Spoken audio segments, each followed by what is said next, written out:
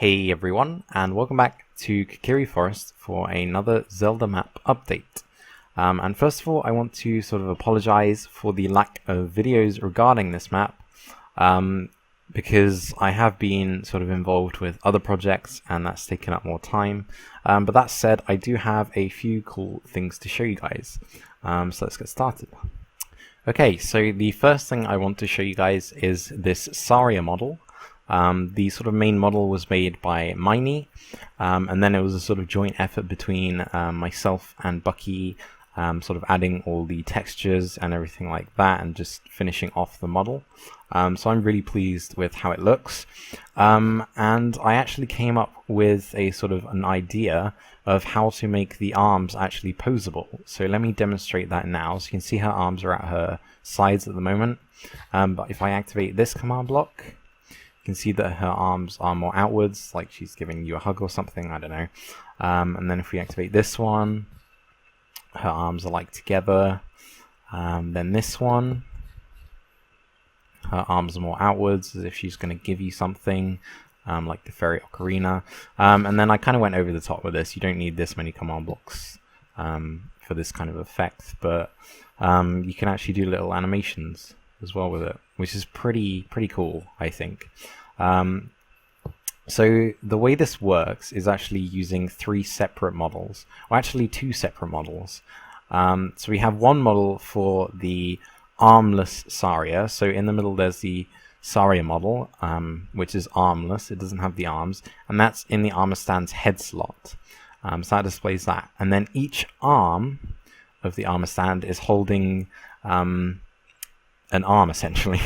It's a bit confusing. And there's only one model for the arm, but because in the display settings in 1.9 you can set different display options depending on what hand the arm is in. So depending on what hand the arm is in, it will render sort of differently. So that's why it looks perfectly fine like that.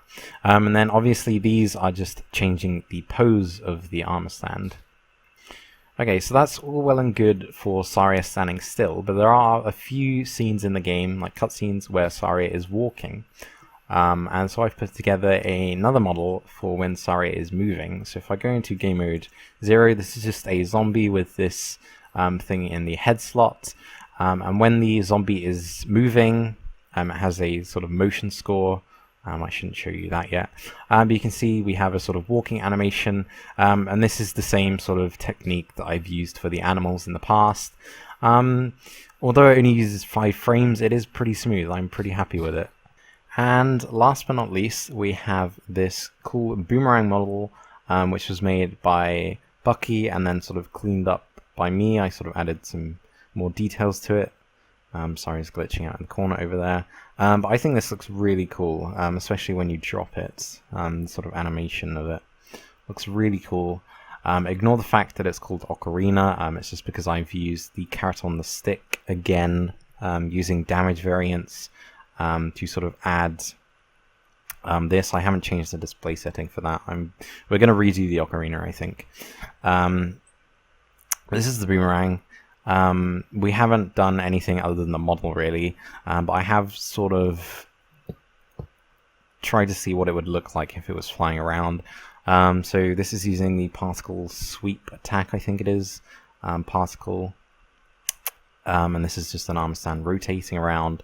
So you can imagine that just sort of flying around in a circular sort of radius, and then you just have to right click with it to sort of start that off, and then it would return to you and you'd pick it up.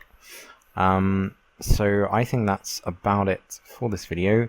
Hopefully soon we'll have a bit more to show you. I'm sorry there's been like not a lot of information from us, but there's been other stuff going on which will hopefully be shown off soon. So that's all for this video. Thank you for watching. I hope you enjoyed, and I'll see you again next time. Bye for now.